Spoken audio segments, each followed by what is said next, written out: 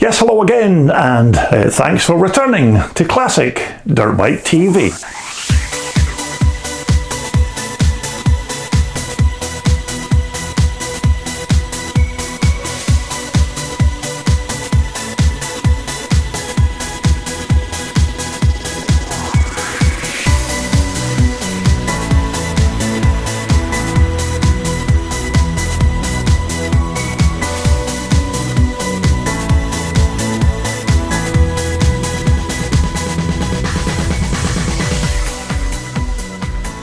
Yes, thanks for coming back to Classic Dirt Bike TV and of course to our continuing coverage of the Telford Classic Dirt Bike Show 2025. Now we've already had 9 episodes and this of course is the last and the final video from this year's Telford show. So I do hope you've enjoyed everything that we've brought you this year, and I must say it's been quite a bumper show for me this year. I think we filmed over 3 days at the show, so this is all now culminating in this last and final episode. So let's dive straight into the final episode and take a look at some of our latest Telford classics. Right, welcome back to our last and our final video from our walk around this year's 2025 Telford Classic Dirt Bike Show, which originally took place at the Telford International Centre way back on the weekend of the 8th and 9th of February 2025. And it seems that I've been going just about non-stop since I came back from the show, putting all the footage together to eventually end up where we are now with episode 10. So it's been quite a busy time for me, and once again, thanks to everybody who have watched the videos and for your kind comments on their production. So let's get started on our last selection of classics from the Sundays part of the show, and to get us underway is another nice old school classic that was sitting proud on the RockShox stand, and a bike that was once again being offered for sale, this time by Gary Fleckney of RockShox. And Gary was selling his very nice 1960s Rickman Triumph. Now, as I was filming this bike, I did have a very brief conversation with Gary, although he never actually told me what kind of money he was looking for his Rickman racer, because we were both chatting about something totally unrelated to the sale of this old Scrambles bike. But you can see that it's one of the original Rickman frame kits with that awesome Triumph 650 twin inside the frame, and this time the bodywork and the fuel tank etc. are all decked out in British racing green. But I expect by now that you already know the procedure with these Rickman frame kits. You simply buy the frame, the swing arm, bodywork, fuel tank and seat for the chosen engine that you're going to fit into the chassis, and then you simply fit all of the other parts yourself, like the front and rear suspension,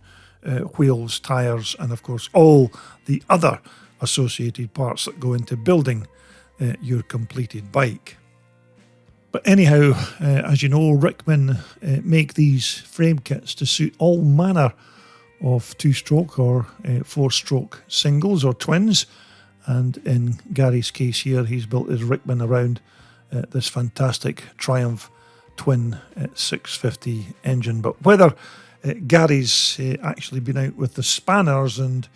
added some go faster upgrades on this Triumph engine, I'm not entirely sure, but even in its stock standard trim,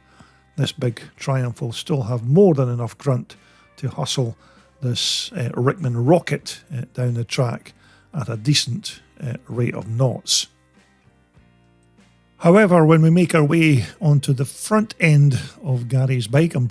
pretty sure that these front forks here will be a pair of Italian Serianis, mainly because in the 1960s, when this bike was probably built, Seriani forks were more or less the go-to suspension systems for the front ends of these British built Rickmans. And if you look at the front wheels, you'll also see that Gary's used Czechoslovakian CZ hubs on the front and at the back of his bike. And I suppose if you're the owner of one of the biggest suppliers of rear suspension systems for classic off-road bikes, then it's only going to be natural as to what make or model or spec of rear shocks that you're going to find on this Rickman Scrambler. And Gary's bolted on a pair of his alloy-bodied classic shocks to sort out the back end of this vintage racer. And so there you have it, another quite nice Telford classic. That's Gary Fleckney's lovely Rickman Triumph 650 Twin, a proper old school British scrambler. But if you think that this is maybe something that you might be interested in and maybe want to know a little bit more about the bike, then why not just get in touch with Gary at his RockShox Emporium at this email address.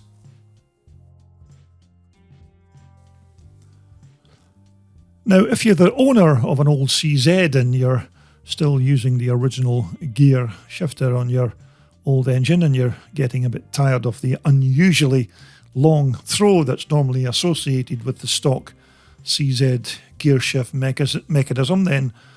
Peter Gerrard is the man that you want to speak to, because Peter manufactures these brand new linkage type shifters that fit onto your old twin port and single port CZ engine. So basically, by just substituting your old stock lever for this new system of mounting plates and remote linkages, it can then transform your long throw stock shifter into a super smooth short stab gear selector, which is every bit as good as the best Japanese bikes, and some would even argue it's better than those as well.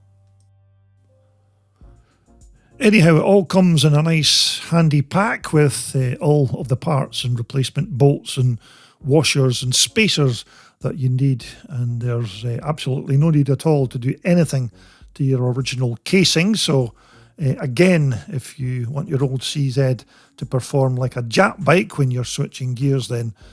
why not give Peter a message on this handy email address. Now, also on the Sunday, which was the last day of the show, we made our final visit to the Bultaco Club UK display just to check out another few classics, and this time we took a bit of a gander at this immaculate 1974 350 Bultaco Alpina. And if my aging memory is still functioning as it should and still intact, I do remember that these Alpinas I think were available in 125, 175, 250 and this 350 cc version. I'm pretty sure that all four models used much the same chassis, and it was really just all the internal sizes of the engines that made them all different from each other. And the chassis on these Alpinas was more or less just a copy of their highly successful Sherpa T-frame. But when we get to the engine, the Alpina's 350 two-stroke motor was a simple piston port engine that had a wet oil-cooled multi-plate clutch and a 5-speed gearbox. And it also had this high-level exhaust that went up and over the top of the engine to keep it out of harm's way, so that it wouldn't be damaged by obstacles or other kind of debris that would damage it. But that high-level pipe then led onto this quite intricate silencer box tucked into the right-hand side of the frame. But it was certainly the perfect engine to fit into this lightweight tubular steel chassis, so there was more than enough power available if you wanted to do enduros or maybe use it on the highway. But in terms of its overall grunt, I think this engine here pushed out around the 21 horsepower mark. So although it wasn't super powerful, it was absolutely perfect for this kind of bike. But up here at the front of our immaculate Alpina 350, naturally it was Bultaco's beater forks that were fitted to this bike, which, as I remember, I think had a little thing called a flapper valve on the top of each fork stanchion, which was supposed to try and ease the entry and exit of air when the bike was used on very rough terrain, which was supposed to lead to a much smoother ride. And I'm assuming that because this bike is a 1974 model, that all of the body panels on the bike are still being made from fiberglass, as of course all of these early Bultaco body parts were back in their day. But the finish on this fuel tank is simply amazing, and probably much better than it was when it was first made. And these rear suspension units, as you can see, is once more the proper Bultaco beater shocks, which I'm assuming are the stock original ones from 74, albeit more than likely these have been restored. So once again, this is another stunning machine from the Bultaco Club UK, although I never managed to actually grab any more details of who owned or even restored this bike on the day of the show, but I did notice that it seemed to have been good enough to have won an award of some description, because there was a rosette tied onto the handlebars. But if you are the owner and the person who did all of the restoration on this gorgeous Alpina, then why not take a bow, because you've done an absolutely fantastic job. Now, I continued to look around at the sights of the Bultaco Club UK's display, and although this guy here wasn't really much of a conversationist, I certainly did spot this very nice 1979 370 Bultaco Frontera, which, unlike our last restored Alpina, this 79 Frontera is a totally original and untouched and unrestored example from that year. But I'm certainly no expert on all the different models of Bultaco bikes and Alpina Enduros, or even this classic 370 Frontera, because that previous Alpina certainly looked like it could have been used on enduro tracks as well as even on the road. And I must say, this Frontera looks like it could do much the same job. So I don't know what the difference is between that previous Alpina and this lovely original Frontera. But at first glance, to me personally, this Frontera just looks like the 1979 Pursang motocrosser, but of course this bike here has got lights and is road registered. However, when you continue to look at this old classic, it's definitely one of those survivors, and you certainly don't see too many of these old Spanish Fronteras still going around now, let alone one that's still being used. And I remember one of the Bultaco guys who were manning this display at the show, he told me that this bike still has every single original part on it that came from the Bultaco factory in 79.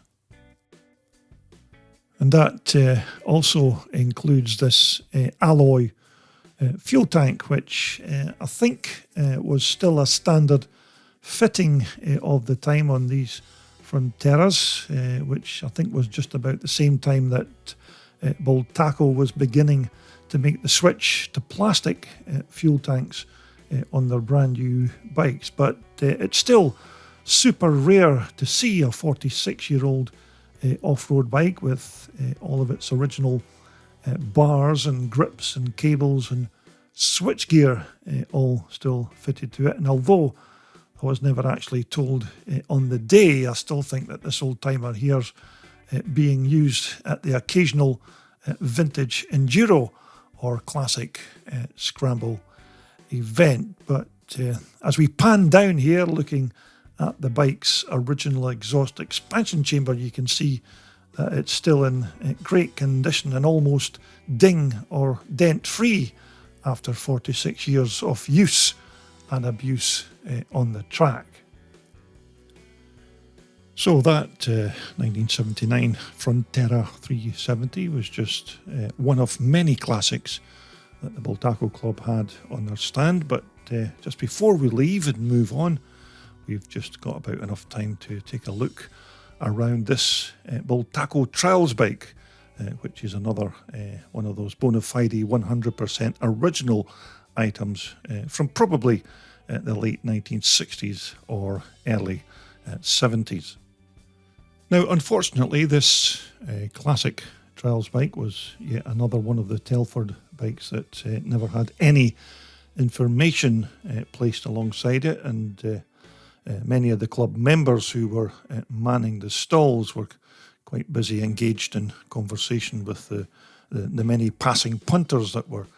asking questions about the bike. So I didn't really want to disturb them because I was just trying to get the bikes filmed as quickly as possible so as not to be in the way. So I came away without a scrap of background about this obviously original Bultaco Trials machine. Anyhow, after many hours of surfing the worldwide internet web, there was still very little in the way of identifying this featured bike, and I even tried searching the bike's registration number, which is ROU5G with the DVLA, the Driver and Vehicle Licensing Agency, which again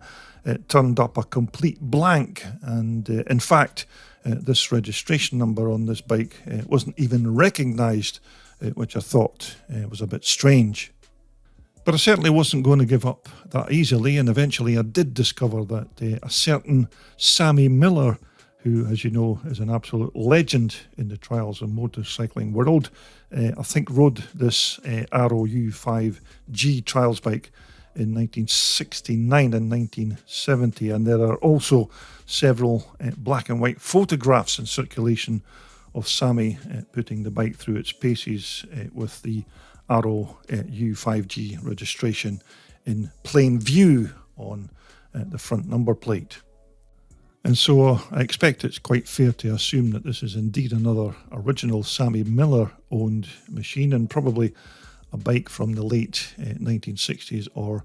early 70s. And as I see it, I think this is a Bultaco Sherpa T, possibly a 250 model, and I think these were titled model number M49. But if you think that information's not correct, then please feel free to leave any amendment in the comment section below your YouTube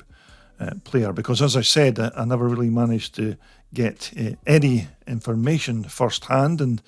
this is just what I managed to dig up myself, whether it be correct or incorrect. And so if this is indeed another Sammy Miller machine, then I expect that it'll have some kind of provenance and history behind it, as of course any bikes that Sammy Miller has a hand in or rides usually makes them a special kind of trials bike, although maybe not as famous as his multi-championship winning Ariel with the GOV132 registration number that's now in fact on display in Sammy's Motorcycle Museum in New Milton in Hampshire, which by the way is one of those bucket list must-see events, because Sammy has one of the best and rarest collection of road and off-road motorcycles in the UK, and although it's in the south of the country, it's still well worth the trip. But at first glance, it doesn't look like much has really changed on this bike since it was last used. It appears to still have all of its original parts, and on the right there you can see a picture of Sammy and this Sherpa T in action at a motorcycle trial. And once more, that blue rosette there was awarded to the Bultaco Club UK for the best club stand at the show, which I'm pretty sure the hard-working club members were only too happy to receive. And again, that black and white picture of Sammy Miller riding this ROU 5G Sherpa T at a motorcycle trial event. But where exactly in the UK, I don't know. But even so, when you look at the patina and the general condition of this 250 Bultaco, you can see that very little has changed on the bike since it was last ridden, probably way back in the early 1970s. But again, my apologies for not being able to bring you a bit more background on this machine, although I certainly did try. And to be fair, once you find out that a particular bike's been ridden by the legendary Sammy Miller, then there's no further comment required. Now, I certainly can't think of a better bike to finish off our wanderings around Telford this year than checking out this super rare, fully British made and built Wilcomoto 500. And I think this one here is probably a 1981 or 82 bike.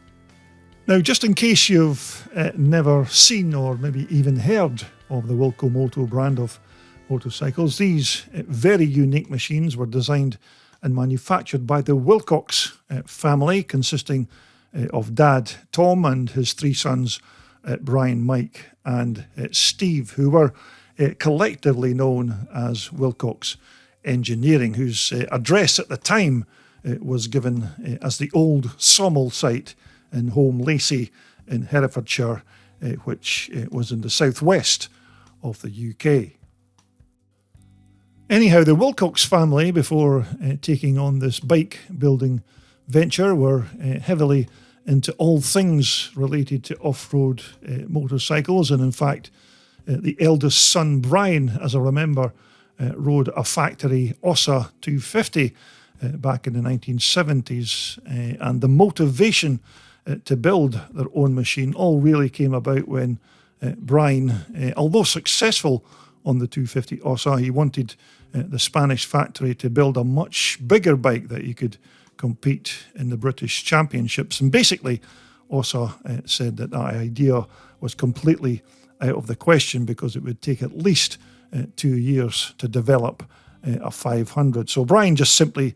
started racing a big Myco, and when Ossa found out, they simply took their bike back and said goodbye to Brian. But undeterred, Brian and his dad then simply tooled up and got busy on the milling machine and the lathe and began designing and manufacturing all of the parts that they needed to build their own 500 racer. And almost 18 months later, the first Wilcomoto was almost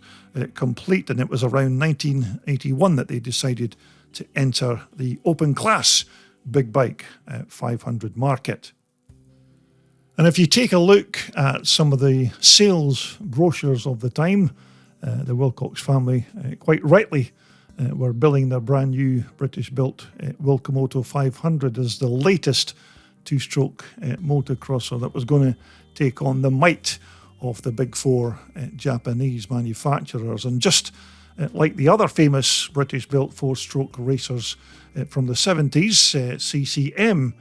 these Wilcomotos were all locally designed and manufactured in Britain. And if this 500 was successful, they also had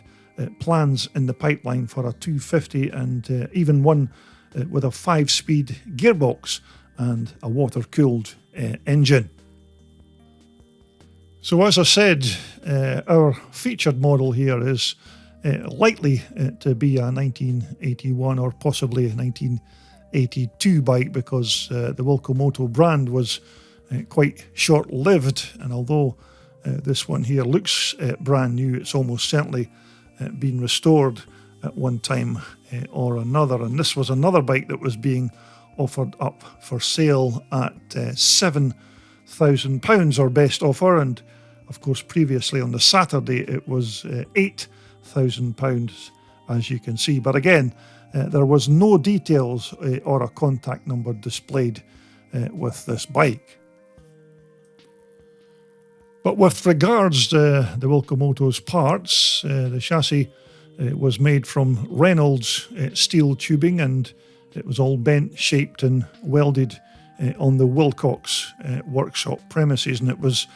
super strong, as you'd expect it to be for a big open class 500 two-stroke motocrosser.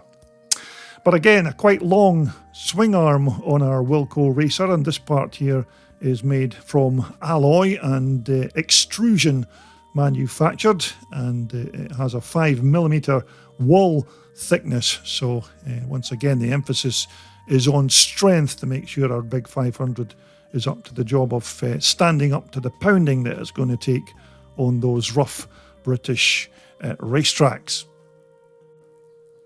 So as we move on to the business end of our British-made motocrosser, and this quite awesome 500 motor in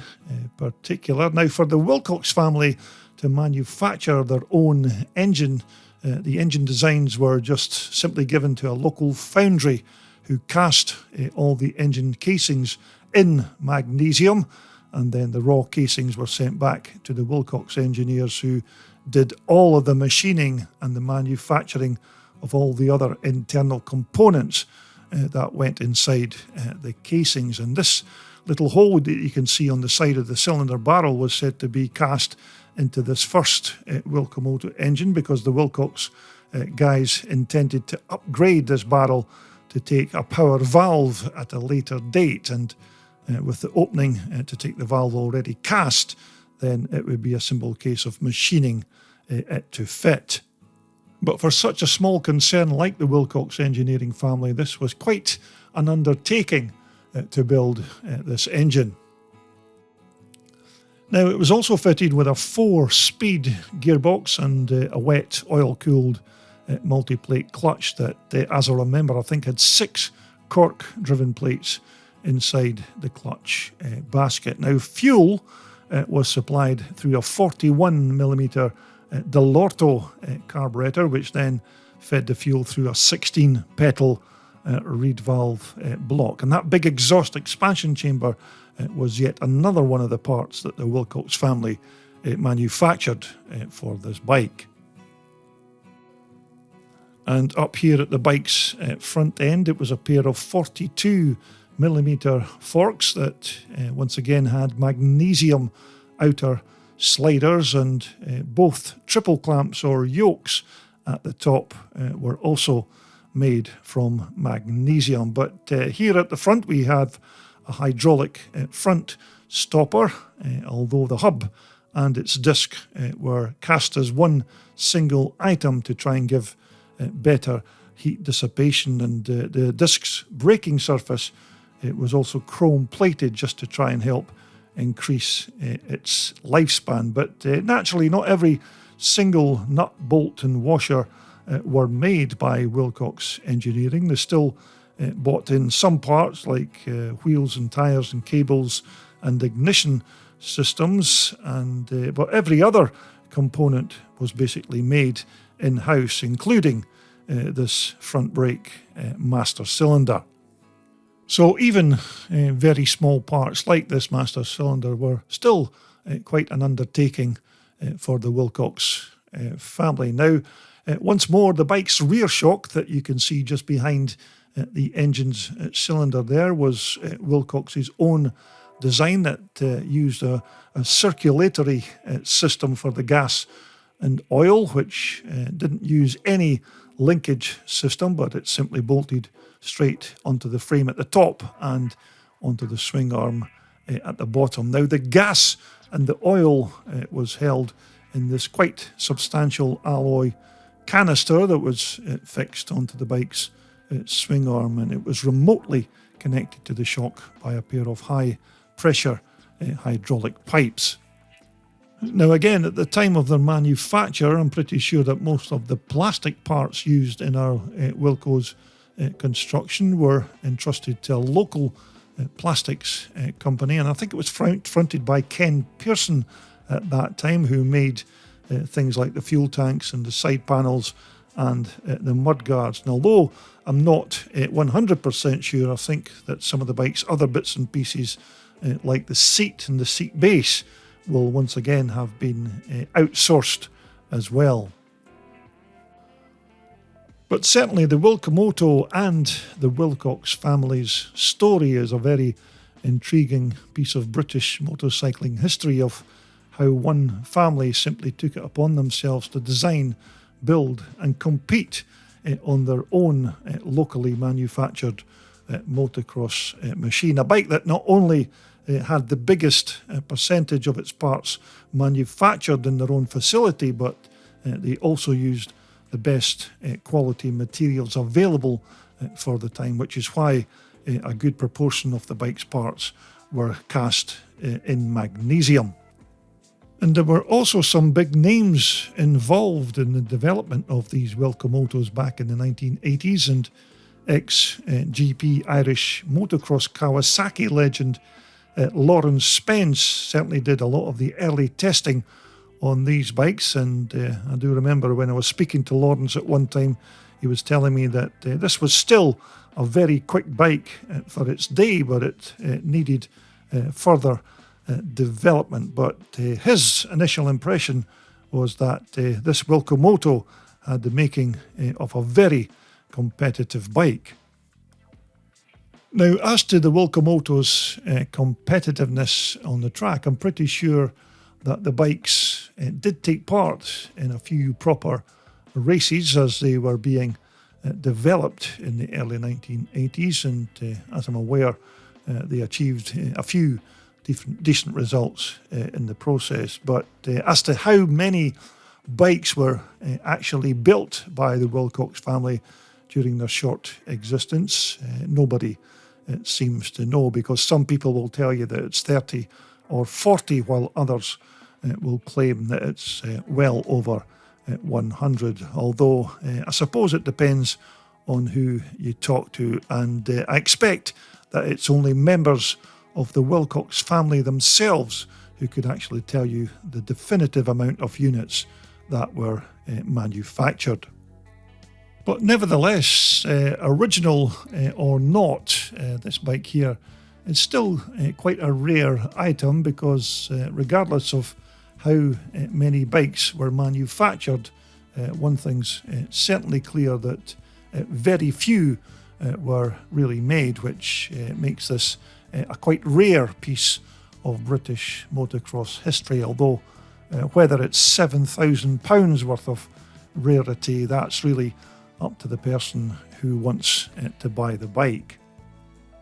And so for the 3 or 4 years that Wilcomoto were on the motocross scene, they without doubt made their mark, and who knows, with further development on the bikes and some further investment in the company, then who knows, the Wilcox family and their Wilcomoto dream could have gone on to bigger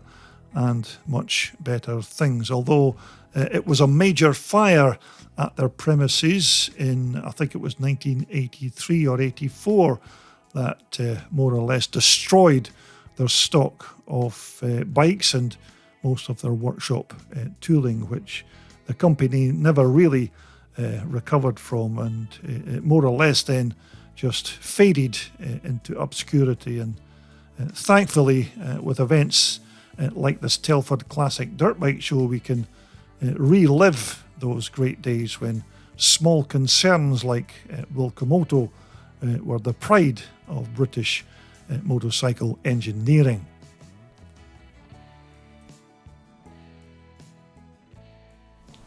Well, there you have it. That more or less concludes all of the footage that we filmed over the course of the 3 days at this year's 2025 Telford Classic Dirt Bike Show. But we're not quite finished with the footage as yet, because you may remember while we were posting some of the episodes from Telford that we did mention that there were one or two very special machines that needed a much more in-depth review here on my channel. So we're going to begin by taking a look at Graham Noyce's World Championship winning RC 500 Honda when we do our next video posting. So if you're not already subscribed to Classic Dirt Bike TV, then now is an excellent time to do it so you don't miss out on our next feature. But for the time being, thanks again for all your kind comments and for watching all of the footage from Telford 2025. But until the next time, it's goodbye for now.